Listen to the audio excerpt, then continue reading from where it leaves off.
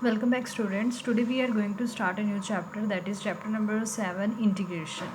तो आज हम इंटीग्रेशन स्टार्ट कर रहे हैं। सबसे पहले आपको डेरिवेटिव्स पता होने चाहिए, वो हमने ऑलरेडी कर लिया हुआ है।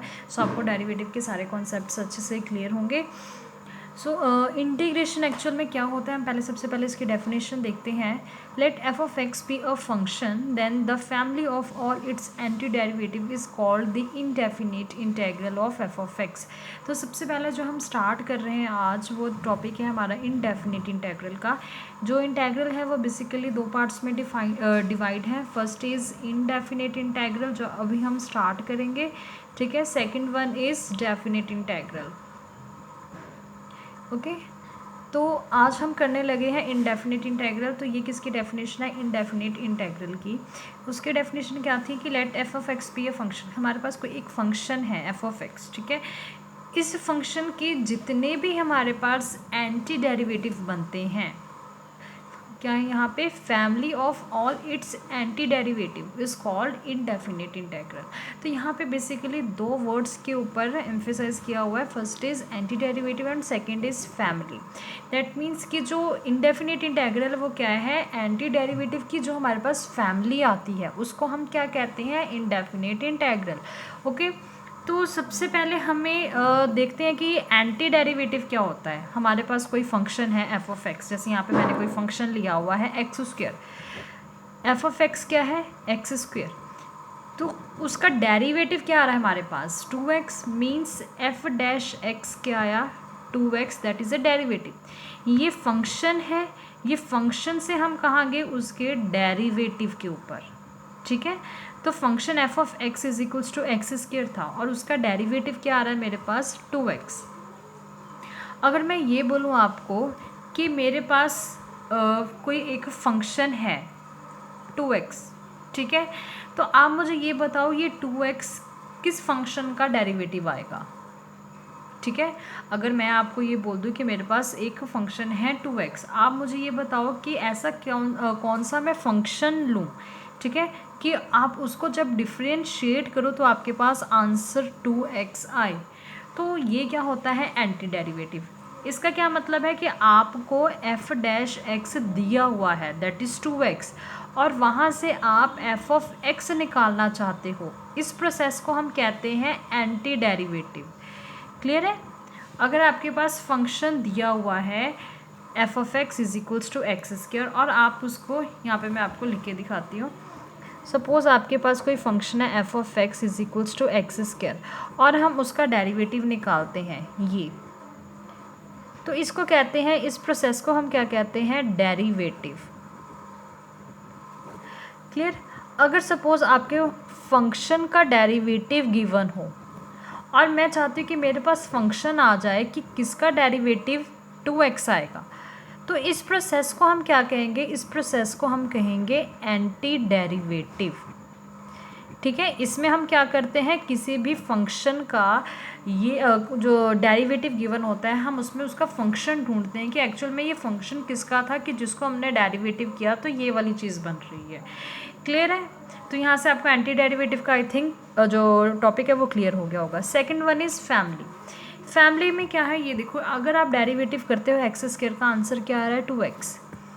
अगर आप डेरिवेटिव करते हो एक्स स्क्वायर प्लस 2x का, तो आंसर क्या आ रहा है, 2x अगेन, क्योंकि एक्स स्क्वायर का डेरिवेटिव 2x होता है और 2x का डेरिवेटिव 0 होता है, तो आपके पास अल्टीमेटली 2x आ रहा है। अगर मैं ये बोलूँ कि आप डेरिवेटिव ले लो एक्स स्क्वायर प्लस सी, तो आप क्या बोलोगे कि क्या आ रहा है derivative, that is again 2x। Clear? That means कि आपके पास ऐसे नंबर ऑफ टर्म्स होंगे जिसका सेम डेरिवेटिव आ रहा है। तो अब जब एंटी डेरिवेटिव का प्रोसेस करते हैं, तो 2x का मैं इसमें एंटी डेरिवेटिव क्या लिखूँ, मैं तो ये भी लिख सकती हूँ, ये भी लिख सकती हूँ और ये भी लिख सकती हूँ। फंक्शन तो 3 आ रहे हैं मेरे पास। इसका ये मतलब हुआ कि जब हम एंटी डेरिवेटिव करते हैं तो 2x का जो एंटी डेरिवेटिव है वो एक ही फंक्शन नहीं है, इसकी जगह पे हमारे पास फैमिली ऑफ टर्म्स आ रही हैं। उनका जो एंटी डेरिवेटिव है वो क्या है, 2x। इस एंटी डेरिवेटिव को हम क्या कहते हैं, इंटेग्रल, ठीक है। और एक और वर्ड होता है प्रिमिटिव। तो ये वर्ड बहुत कम यूज़ किया जाता है प्रिमिटिव, आपने जस्ट इंटेग्रल ही आप आगे जाके फॉलो करोगे, ठीक है। तो यहाँ पे हम क्या करते हैं, देखो 2x का एंटी डेरिवेटिव करना है तो हम एंटी डेरिवेटिव का भी तो कोई सिंबल होना चाहिए ना। जैसे हमारे पास डेरिवेटिव का सिंबल है d/dx, उसी तरह हमारे पास एंटी डेरिवेटिव का भी कोई सिंबल हो। तो यहाँ पे एंटी डेरिवेटिव का जो सिंबल होता है दैट इज़ दिस, ये होता है हमारे पास 2x। तो इसको हम क्या कहते हैं, इसको हम कहते हैं कि ये किसका साइन है, इंटेग्रल का। ये जो 2x है ये क्या है, इंटाग्रैंड। ये जो 2x है हमारे पास ये क्या है, इंटाग्रांड, क्लियर। और यहाँ पे dx ये शो करता है आप विद रिस्पेक्ट टू कौन से वेरिएबल के काम कर रहे हो, यहाँ पे हम विद रिस्पेक्ट टू x काम कर रहे हैं, ठीक है। और ये क्या है, इंटेग्रल का साइन है। तो ये प्रॉपर हमारे पास जो प्रोसेस होता है इंटेग्रल का उसको हम इंटीग्रेशन कहते हैं, उस प्रोसेस को हम इंटीग्रेशन कहते हैं, क्लियर है। तो यहाँ से आपको इंटेग्रल क्या होता है, एंटी डेरिवेटिव क्या होते हैं, ये सारी टर्म्स जो हैं वो क्लियर हो गई होंगी, ओके। सो हम चैप्टर स्टार्ट करने से पहले इसके कुछ फॉर्मूलेज हैं वो देख लेते हैं। Derivative of x⁻n+1 divided by n+1, ये क्या होता है, xn। और जब आप xn की इंटीग्रेशन करोगे तो यहाँ पे चेन रूल कैसे लगेगा, आपने पावर में एक ऐड करना है और वो पावर को आपने डिवाइड में लिखना है। जैसे हम डेरिवेटिव में क्या करते थे, अगर मैंने x⁻n का डेरिवेटिव करना होता है तो पावर जो होती है चेन रूल लगाते तो पावर आगे आती है मल्टीप्लिकेशन में, तो यहाँ पे पावर क्या आ जाएगी, डिनोमिनेटर में। जिस तरह आपने अभी तक ये पढ़ा है कि जो एडिशन है उसका इन्वर्स होता है सब्ट्रैक्शन, मल्टीप्लिकेशन है उसका इन्वर्स होता है डिवीज़न, और जो डिवीज़न है उसका इन्वर्स क्या होता है, मल्टीप्लिकेशन, दैट मीन्स वाइसा वर्सा। उसी तरह डेरिवेटिव जो है उसका जो इन्वर्स है वो क्या होता है, इंटीग्रेशन। तो डेरिवेटिव में अगर आप टर्म मल्टीप्लाई में लिखते थे तो इंटीग्रेशन में आप डिवाइड में लिखोगे। डेरिवेटिव में अगर आप पावर में से एक सब्ट्रैक्ट करते थे, इंटीग्रेशन में आप उसका इन्वर्स करोगे, उसको आप ऐड कर दोगे। तो सिंपल है, पावर रूल क्या लगेगी इंटीग्रेशन में, x⁻n+1 डिवाइडेड बाय n+1। अब यहाँ पे c लगाना इसलिए इंपॉर्टेंट है क्योंकि यहाँ पे आपको मालूम है कि आप एक ही टर्म का एंटी डेरिवेटिव नहीं ले रहे हो, यहाँ पे आपके पास फैमिली ऑफ टर्म्स हैं। तो आप क्या करोगे, यहाँ पे ऐड में एडिशन में c लिखोगे, ठीक है। डेरिवेटिव ऑफ x क्या होता था, 1, यहाँ पे इंटीग्रेशन ऑफ 1 क्या होगा, x प्लस c लिखना कंपल्सरी है। Now derivative of log x is 1/x, यहाँ पे इंटीग्रेशन ऑफ 1/x क्या होगा, log x plus c। Derivative of sine क्या होता था, cos, और यहाँ पे cos का इंटीग्रेशन क्या होगा, साइन। cos का डेरिवेटिव माइनस साइन होता था, साइन का इंटीग्रेशन क्या होगा, माइनस cos। मीन्स आपको डेरिवेटिव अगर आते हैं तो आप इंटीग्रेशन ईजिली कर सकते हो। अगर डेरिवेटिव आपके पास है कोट का डेरिवेटिव क्या होता है, minus cosecant square x, तो इंटीग्रेशन को सेकेंड स्क्वायर क्या होगी, minus cot x. Derivative of tan is secant square, then integration of secant square is tan x। Now derivative of secant x is secant x tan x, तो integration of secant x tan x is secant x plus c, clear. तो अभी यहाँ पे एक चीज़ देखो, हमने अकेले integration second की नहीं की है, ना ही इंटीग्रेशन अभी हमने अकेले tan की है।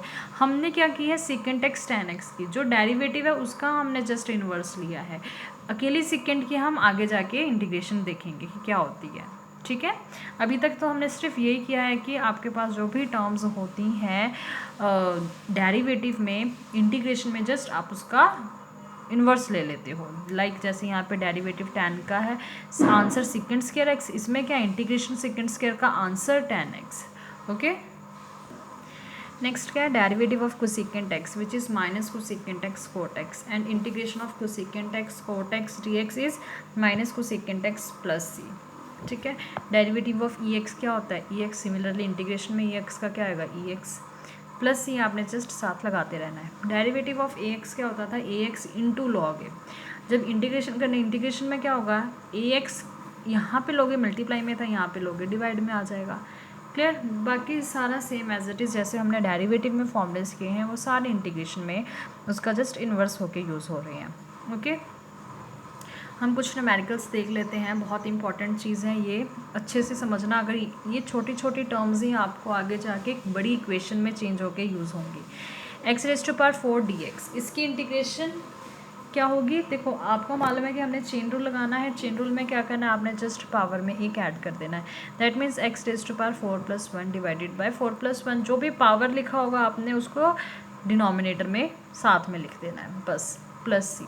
अब इनको ऐड कर लो, x⁻5 divided by 5 plus c, ख़त्म। सेम नेक्स्ट देखो 1/x⁻³ आपने क्या करना है, जो भी टर्म डिनोमिनेटर में उसको न्यूमरेटर में लेके जाना है। पावर क्या आ जाएगी -3। इंटीग्रेशन क्या होती है, पावर रूल कैसे लगता है, जस्ट आपने एक ऐड करना होता है पावर में और जो पावर आ रही होती है उसको डिनोमिनेटर में लिखना होता है। तो हमारे पास टर्म क्या बन रही है, x⁻² divided by -2 + c which is equals to -1/2x² + c।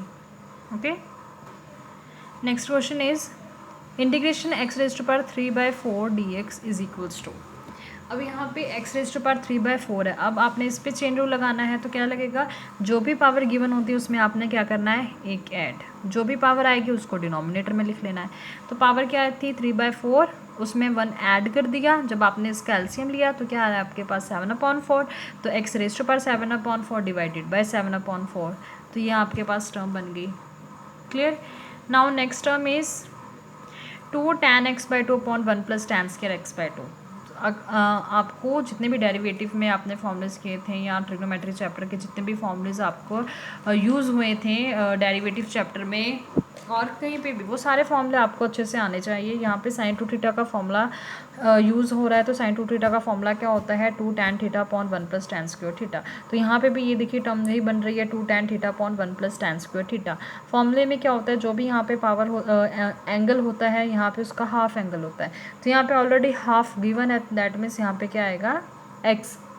तो integration of sin x is equals to -cos x + c। That's your answer. Question देखने में बड़ा टिपिकल सा लग रहा है, जस्ट फॉर्मूला ही पुट किया आपने, नथिंग एल्स। बहुत इजी क्वेश्चन है ये।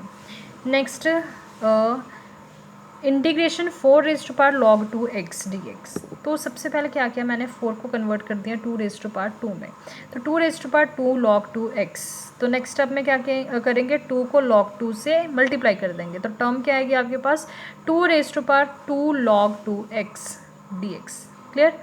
फिर नेक्स्ट स्टेप में क्या होगा, देखिए यहाँ पे जो log के आगे जो भी वैल्यू होती है, सपोज़ यहाँ पे a है और यहाँ पे b, तो आपने क्या करना होता है, log के आगे जो भी टर्म होती है, जो भी टर्म, वो क्या होता है एंगल की पावर में चली जाती है। तो यहाँ पे क्या आ जाएगा log b⁻a। सो यहाँ पे a का रोल कौन प्ले कर रहा है, 2, ठीक है, यहाँ पे ये 2। तो नेक्स्ट स्टेप में क्या होगा, ये जो 2 है वो x की पावर में चला जाएगा। यहाँ पे देखिए log 2 x की पावर में चला गया 2, ठीक है। देन उसके बाद हमारे पास ये फॉर्मूला होता है, ये हमने ऑलरेडी डेरिवेटिव के चैप्टर में जब मैंने आपको लॉगरिथमिक की डेरिवेटिव स्टार्ट करवाई थी, वहाँ पे मैंने सारे फॉर्मूले ऑलरेडी डिस्कस किए हुए हैं। आप एक बार वीडियो लेक्चर वो देख लें अच्छे से। वहाँ पे हमने ये फॉर्मूला किया था a⁻log ax का आंसर क्या होता है x। तो यहाँ पे 2⁻log2x² है, इसका आंसर क्या आएगा, direct x²।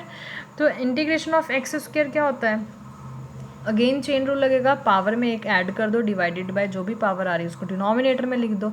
Just power rule में आपने एक की टाइमिंग याद करनी है, पावर 1 ऐड करोगे, पावर में 1 ऐड करोगे और जो भी पावर आएगी उसको डिवाइड में लिख दोगे, बस। क्लियर। तो यहाँ पे x⁻2 + 1 divided by 2 + 1 + c, that will be your answer. Next step में आप x की पावर 3 डिवाइडेड बाय 3 + c लिख दो, ये आंसर आ गया। Next question is 2 sin² x + cos 2x divided by cos² x dx। अब यहाँ पे क्या है आपके पास, अब यहाँ पे ये देखने में टर्म बड़ी आपको टिपिकल सी लग रही होगी कि बहुत ही मुश्किल क्वेश्चन है, बट ये आपका 3 स्टेप में हो गया, ठीक है। क्यों, क्योंकि यहाँ पे आपने जस्ट डायरेक्ट फॉर्मूला पुट कर दिया। cos 2x का फॉर्मूला क्या होता है, 1 - 2 sin² x। तो 2 sin² x - 2 sin² x ये आपस में कैंसिल हो गए, तो टर्म क्या बचे आपके पास 1/cos² x। 1/cos² x क्या होता है, sec² x, और sec² x का फॉर्मूला क्या होता है इंटीग्रेशन का, tan x + c। So simple सा क्वेश्चन था ये भी। ओके।